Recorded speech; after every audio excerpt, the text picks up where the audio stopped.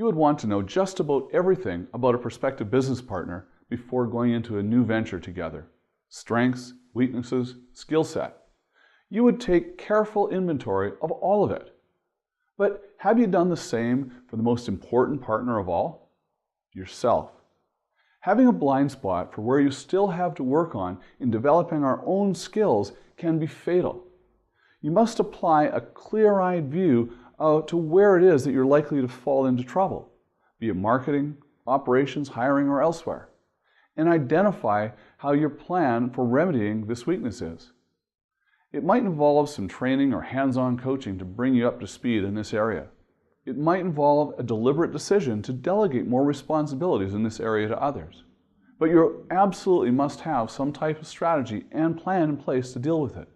There is no shame to be had in being weak in some areas, especially in the sprawling and complex world of entrepreneurship and business. It should be considered strength to be able to take an honest look at their shortcomings and commit to doing something about them. Having a clear understanding of what you bring to the table can help you determine appropriate goals for yourself and how you can plan to attain them.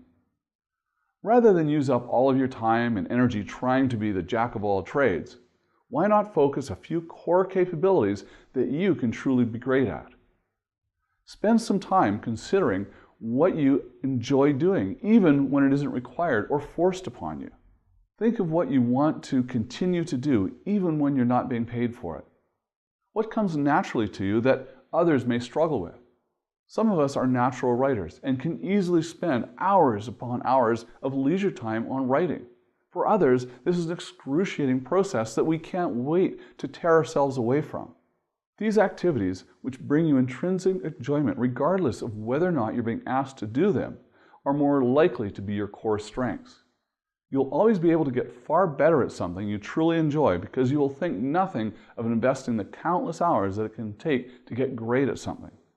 The corollary, of course, is that the things that you put off, that you spend hours dreading, represent your weaknesses. You might even have some natural ability at them, but if you don't enjoy them, they most definitely represent the weak side of the coin. You may even want to devote some of your time during the planning sessions to write out lists of the activities or skills that you have identified as your strengths and your weaknesses. Or you can even turn to someone who will likely have no problem with telling you what they are. Really, your friends, your family, in truth, they know, and they may be able to help. Knowing which duties and attributes fall into which bucket can help you plan how to deal with the roadblocks and challenges in advance. We are often advised that we should be remedying our weaknesses, improving ourselves. This is true in some cases, but our time is also finite.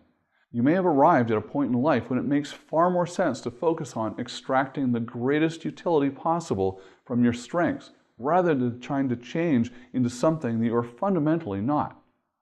This is especially true today when you can easily hire an expert anywhere in the world for coding or copywriting or whatever skills that you might not be strong in.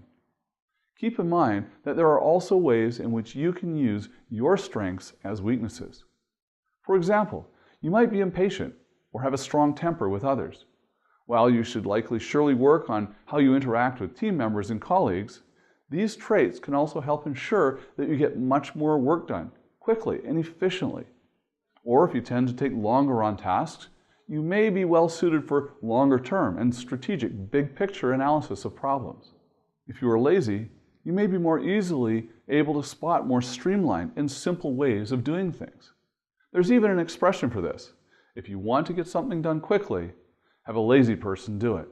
The point is that you shouldn't necessarily see some attributes as negatives if they can be assets in other ways. A reason why many businesses or people fail is that they fail to be able to let go of responsibilities and tasks. They're uncomfortable with assigning tasks to others or don't fully trust the abilities of the team that they have assembled. So instead of spreading the work around, they attempt to do everything themselves, including the weak areas and mundane logistics tasks that they should definitely give to other people and let them do it rather than spending their own valuable time on unimportant matters. When you think about it, this overextension is a reason why so many people are harried and pressed for time. They are attempting to do it all themselves. Everything from their work duties to family responsibilities to mundane chores. This is surely a recipe to set yourself up for failure. It is true that many of us in the world are hard-pressed to afford more help for regular tasks. Many people, however, overlook the cost of their time.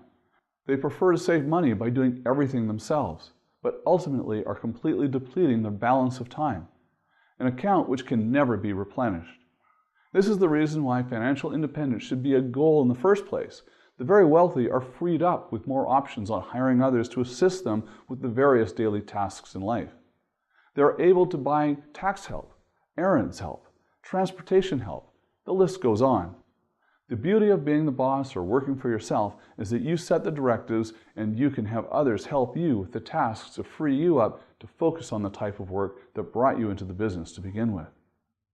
Being able to reflect and fully determine what your strengths and weaknesses are will require that you are comfortable with spending some time in solitude. Many successful people, even with very busy schedules, swear by the restorative effects of meditating. Even if you aren't quite comfortable with the concept of meditation, you can still get the same basic effect of quiet reflection just by taking some time to yourself. Time to walk, read, or just look ahead to where you would like to see your business head in the future. Think about how you can take stock of your strengths today and your weaknesses, and how can you revert your weaknesses into strengths, and who should you bring in to help you with each of those as well. Be sure to visit my website, TonyNewmeyer.com. Visit my books page. Also, check me out and follow me on Facebook, subscribe to my YouTube channel, and be sure and remember, always live rich.